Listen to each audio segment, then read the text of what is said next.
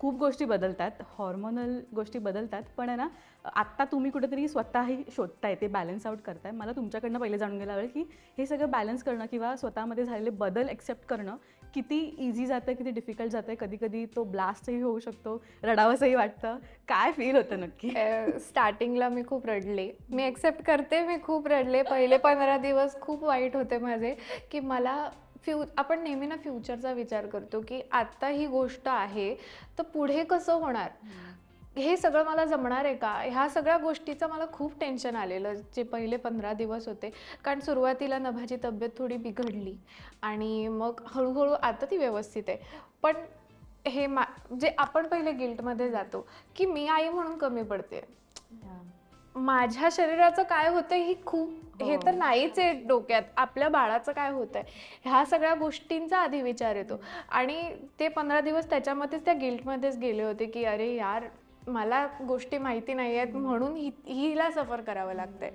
पण नंतर हळूहळू मी कुंजिकाला पण खूप वेळा कॉल करायचे, की अगं हे असं होतंय, आता मी काय करू? मी हे असं होतंय आता. आणि कारण ती अगदीच 3 महिने पुढे आहे. सो ती आणि मी तिचं रिलेट आहे. करू शकत होते कारण मी सेम फेज मधनं गेले होते आमच्या नुकतीच. दोघींची प्रेग्नन्सी जवळजवळ सेम आहे. हा म्हणजे काही महिन्यांचाच काही फरक तास आमचा. कळा सोसून सीझर झालं. हेही हे आमचं सेम. सेम आहे. म्हणजे तिचं झाल्या झाल्या आमचा व्हिडिओ कॉल झाला होता आणि आमची प्रोसेस पण सेम झाली होती. डिलिव्हरी प्रोसेस पण आमची सेम गळा होती. काढून हो C-section. हो मी दोघींचंही. 14 तास आणि तिचे पण असे 12 तास. बापरे.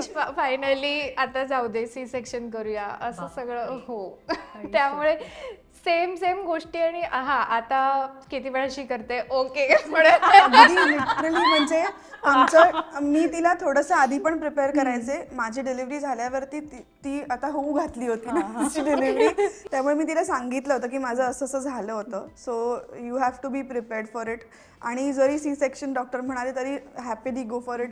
कारण मी तोपर्यंत मी जरा सेटल झाले होते त्या फिलिंगमध्ये की इट्स ओके आता.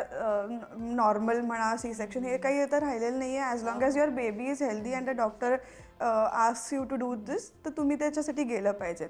आणि सेम ही म्हटली तशी सेम आमची मी प्रोसेस प्रेग्नंट होते, म्हणजे मी 9व्या महिन्यात होते. आणि 9व्या महिन्यात थोडी कुरकुर, आता मला काहीच वाटत नाही त्या गोष्टीचं, पण थोडंसं अरे यार वजनच वाढलंय हे ते. आणि तिला म्हणलं सई प्रेग्नन्सी काही नाहीये, प्रेग्नन्सी खूप सोपी आहे, खूप काहीच सोपी आहे, नाहीये, म्हणजे खरं तुला पुढे कळेल काय असतं ते. म्हटलं अरे बाप. At the moment. आणि खरंच म्हणजे म्हणजे डिलिव्हरी झाल्यानंतर मला कळलं ओके आता हिलाच कॉल करावा लागेल सारखं. आणि मला पण असं होतं की सईचा कितीही वाजता फोन आला किंवा मी नाही उचलला तर मी लगेच तिला कॉल बॅक करायचे. कारण मला माहिती आहे त्या वेळेला एक मैत्रीण असणं आणि जिला याचा नुकता अनुभव असणं खूप महत्त्वाचं असतं.